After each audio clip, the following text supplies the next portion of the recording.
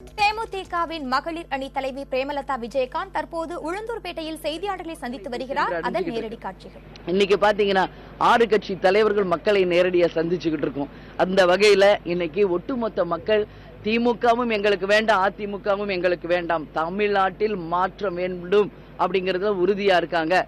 அதுவும் எஸ்பெஷலி மாணவ மாணவிகள், புதிய வாக்காளர்கள், பெண்கள், நடுநிலை வாக்காளர்கள் என்று அத்தனை பேருமே 1.5 கோடி வாக்காளர்கள் இன்னைக்கு நடுநிலை வாக்காளர்கள் இந்த கூட்டணிக்கு தங்களுடைய ஆதரவை தெரிவிக்க தயாராயிட்டாங்க. அதனால் இந்த கருத்து கணிப்புகளை எல்லாம் இன்னைக்கு மக்கள் நம்ப தயாரால.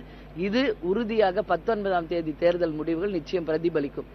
நாங்க இந்த உளுந்தூர்பேட்டைக்கு வந்து என்னெல்லாம் கேப்டன் செய்ய போகிறார் அப்படிங்கிற வாக்குறுதியை மக்கள்கிட்ட நான் என்ன சொன்ன அதை மட்டும் ஷார்ட்டா சொல்றேன்.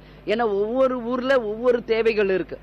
இந்த பகுதியில நான் இன்னைக்கு மொத்தமா உளுந்தூர்பேட்டை அப்படின்னு எடுக்கும்போது அடிப்படை வசதிகள் முதல்ல நம்ம கான்சென்ட்ரேட் பண்ண வேண்டியிருக்கு. நான் இப்ப சொன்ன மாதிரி குண்டும் குழியுமாக இருக்கின்ற சாலைகளை போர்க்கால நடவடிக்கையோட முதல் வேலையாக சாலைகளை அமைப்போம்.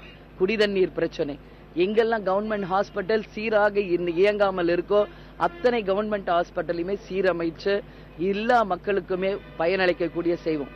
இங்க நான் உளுந்தூர்பேட்டை முழுக்க போகும்போது மிகப்பெரிய விவசாயம் அதிகமா இங்க பயிரிடுறத நான் பார்த்தேன். அதுல அதிகமா கரும்பு பயிர், அதே போல கொய்யா பழம், சப்போட்டா பழம், காய்கறிகள் என்று மிகப்பெரிய ஒரு விவசாயம் இங்க நடக்குது. ஆனா இன்னைக்கு கரும்பு வெட்டி அனுப்பப்பட்டதுல 500 கோடி ரூபாய் நிலுவைத் தொகையில நிக்குது. அந்த மக்கள் எங்க கிட்ட என்ன சொல்றாங்க, எங்களுக்கு ஓட்டுக்கு காசு வேணாம், இலவசம் வேணாம், எதுவும் வேணாம், நாங்க கஷ்டப்பட்டு நாங்க அந்த பயிரை விளை வச்சு அதை கொண்டு போய் சேர்த்து நாங்க கஷ்டப்பட்டதுக்கான காசு எங்களுக்கு கிடைச்சா போதும் அப்படின்னு அந்த மக்களுடைய மனக்குமுறலை கேட்கிறப்ப உண்மையிலேயே வேதனையா இருக்கு. அந்த பணியை உடனடியாக கேப்டன் அவர்கள் ஜெயிச்ச உடனே 500 கோடி ரூபாய் நிலுவையில் இருக்கிற அந்த தொகையை வசூல் செஞ்சு எந்தெந்த விவசாயிகளுக்கு சேர்க்கணுமோ அந்த பணியை செய்வோம். அதே போல கரும்பு ஒரு டன் இன்னைக்கு வரைக்கும் அவங்களும் 3500 வேணும் வேணும் பல தடவை கேட்டாங்க. ஆனா இன்னைக்கு வரைக்கும் வெறும் 2200 ரூபாய் தான் கொடுத்து மக்களை இன்னைக்கு விவசாயிகளை வஞ்சிச்சுக்கிட்டு இருக்கு அதிமுக திமுக. கேப்டன் என்னைக்குமே விவசாயிகளுக்கு உற்ற தோழர் என்பதை எல்லா மீட்டிங்லையும் நான் பேசிட்டு வரேன். அந்த வகையில நதிகளை இணைப்பது எங்கள் தேர்தல் அறிக்கையில மிக முக்கியமான ஒன்று. அந்த வகையில் விவசாயத்தை மேம்படுத்துவதன் மூலம் தமிழ்நாட்டின் முதுகெலும்பே விவசாயம் தான். அதை முன்னேற்றது மூலமாக இந்த 50% பீப்புளுக்கு நம்மளால வேலை வாய்ப்பை உருவாக்க தர முடியும். இங்க 1 கோடி ஸ்டூடெண்ட்ஸ் இன்னைக்கு படிச்சுட்டு வேலை வாய்ப்பு இல்லாம இருக்காங்க.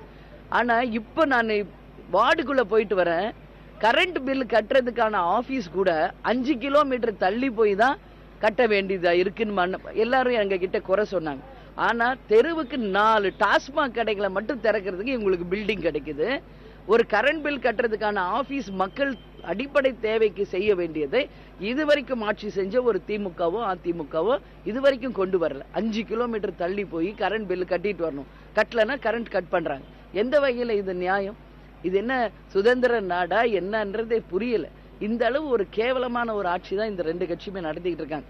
இங்க பேரூராட்சி தான் இருக்கு.